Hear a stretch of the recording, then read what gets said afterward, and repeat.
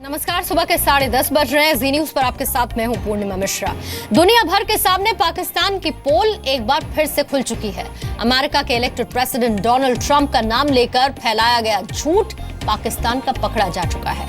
दरअसल नवाज शरीफ ने बधाई देने के लिए डोनाल्ड ट्रंप को कॉल किया था, फोन किया था, और इस पर पाकिस्तान के पीएम ऑफिस से जारी बयान में कहा गया कि ट्रंप ने शरीफ को गजब का शख्स बता दिया। इसके साथ ही यह भी वादा किया गया कि वो पाकिस्तान की हर दिक्कत दूर करना चाहते हैं। ट्रंप की टीम ने इस दावे की हवा निकाल दी है। ट्रंप की टीम ने यह कहते हुए इस दावे को खारिज कर दिया है कि जैसा बताया जा रहा है वैसी कोई बातचीत नहीं हुई है। अमेरिका के नवनिर्वाचित राष्ट्रपति डोनाल्ड ट्रंप की टीम ने पाकिस्तान सरकार के दावे को सिरे से खारिज कर दिया। ट्रंप की टीम के मुताबिक बातचीत उतनी मसालेदार नहीं थी जितना कि दावा किया जा रहा है। पाकिस्तान के प्रधानमंत्री इस बातचीत को बढ़ा चढ़ाकर पेश कर रहे हैं, अपने मन मुताबिक गलत मतलब निकाला है। पाकिस्तान ने भ्रम फैलाने के लिए गलत बयान जारी किया है। ट्रंप की टीम के मुताबिक शरीफ ने जीत पर बधाई देने के लिए एक कर्टसी कॉल की थी, शिष्टाचार कॉल किया था, और उसे बढ़ा चढ़ाकर लोगों के सामने रखा गया। भारतीय विदेश मंत्रालय के प्रवक्ता विकास स्वरूप ने ट्रंप और शरीफ के बीच हुई बातचीत पर पाकिस्तान के दावों को एक तरफा बताया। विकास स्वरूप के मुताबिक अगर दावों पर भरोसा कर भी ले तो ट्रंप ने शरीफ को पाकिस्तान की समस्याएं सुलझाने का भरोसा दिया है, और पाकिस्तान की सबसे बड़ी समस्या आतंकवाद है। That conversation does talk about, the president-elect willing to resolve outstanding issues of Pakistan. Well, we believe that the most outstanding of the outstanding issues is Pakistan's continued support to cross-border terrorism. To that extent, we would welcome our dialogue between the US and Pakistan to resolve that particular issue.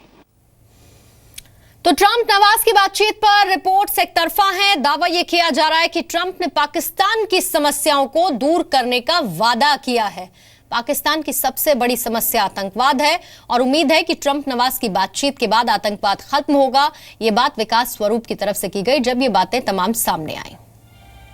Pakistan की सरकार और media खुश है, लेकिन पाकिस्तान पर अब कूटनीतिक नासमझी के भी आरोप लग रहे हैं। अमेरिकन मीडिया में यह सवाल उठाए जा रहे हैं कि अमेरिका के नवनिर्वाचित राष्ट्रपति और पाकिस्तान के प्रधानमंत्री के बीच हुई बातचीत को पाकिस्तान की सरकार सार्वजनिक कैसे कर सकती है। यह प्रोटोकॉल का, डिप्लोमेटिक प्रोटोकॉल का उल्लंघन है।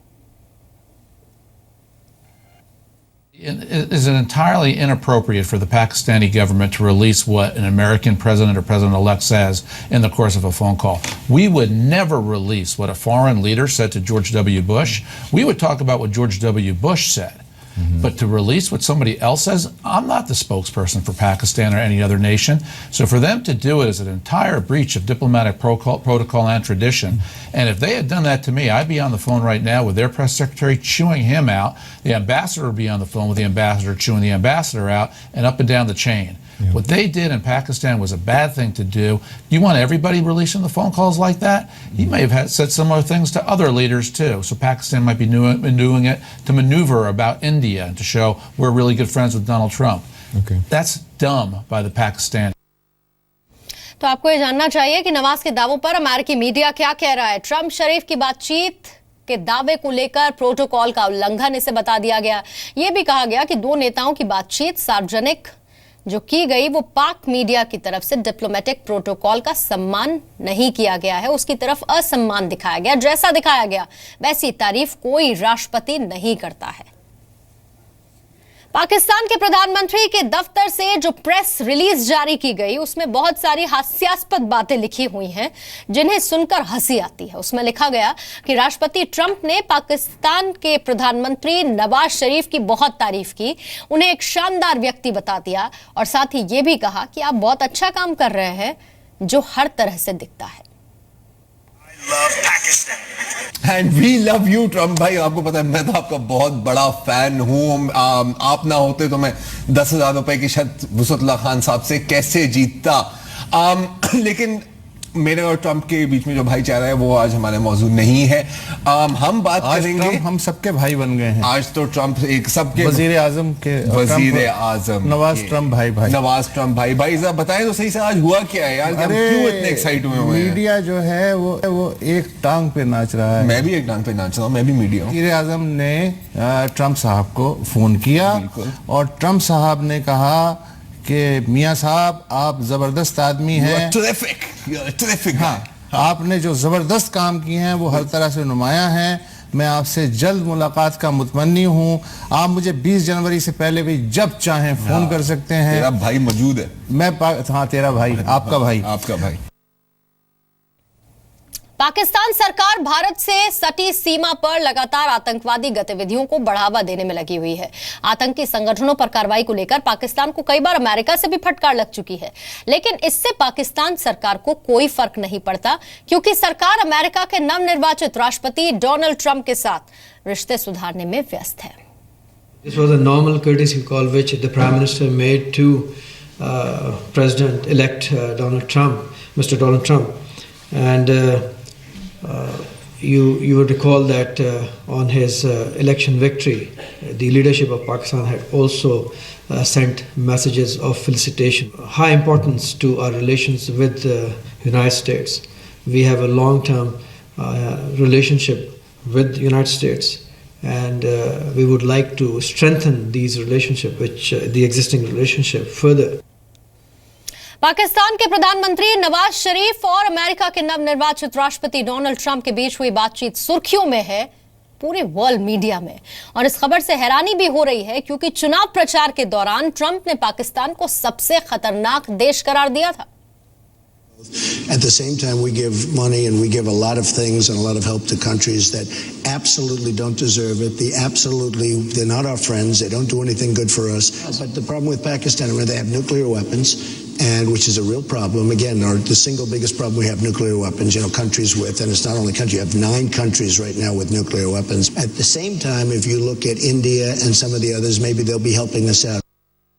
तो ट्रंप ने इस बात का जिक्र पहले ही कर दिया था कि मैं पाकिस्तान को सबक सिखाऊंगा, और उसके बाद अब पाकिस्तान की तरफ से जो ढोंग रचा गया, जो बातें बढ़ा चढ़ा कर की गई एक कर्टसी कॉल के बाद, उसे तो अमेरिकी मीडिया ने सीधे सीधे डिप्लोमेटिक प्रोटोकॉल का उल्लंघन बता दिया है, और दूसरी तरफ पाकिस्तान का झूठ भी हर किसी के सामने है, क्योंकि डोनाल्ड ट्रंप के बयान आपने पहले भी सुने हैं, और एक बार फिर से हमने आपको 2012 का डोनाल्ड ट्रंप का वो बयान सुनवाया। हमारे साथ पूर्व राजनयिक शिवशंकर मुखर्जी इस वक्त फोन लाइन पर मौजूद हैं। शिवशंकर मुखर्जी, सेल्फ प्रेस की भी हद होती है, और वो भी झूठी। पाकिस्तान के दिमाग में चल क्या रहा है? कम से कम ऐसी तो बात करें जिस पर लोग यकीन कर लें। देखिए, उन्होंने जो ट्रांसक्रिप्ट रिलीज किया है ये डोनाल्ड ट्रंप और उनके प्राइम मिनिस्टर के कॉन्वर्सेशन के बारे में, उसको थोड़ा सीरियसली तो लेना पड़ेगा, क्योंकि डोनाल्ड ट्रंप जो हैं अपने इलेक्शन कैंपेन में भी उनका तो सारी दुनिया जानती है कि अनाप शनाप बोलने के में माहिर हैं, जो दिमाग में आता है बोलते हैं, और बहुत ज्यादा बढ़ा चढ़ा के बोलते हैं और फिर से मुकर जाते हैं। ये उनका स्टाइल रहा है। तो ये जो पाकिस्तानी सरकार ने अपना ट्रांसक्रिप्ट भेजा है कि he said terrific, amazing, wonderful वगैरह वगैरह, एक तरह से तो कह सकते हैं कि ये डोनाल्ड ट्रंप की मतलब स्टाइल ही ऐसी है, और इसको सीरियसली ना लिया जाए। क्योंकि मेरी राय में तो थोड़ा सीरियसली लेना पड़ेगा, क्योंकि आफ्टर ऑल वो जो भी हैं, जितना भी उनकी बैकग्राउंड में है कि वो काफी तरह से बकवास भी करते हैं, लेकिन वो हैं president elect of the United states of America, जो कि सबसे पावरफुल सुपर पावर है इस दुनिया में।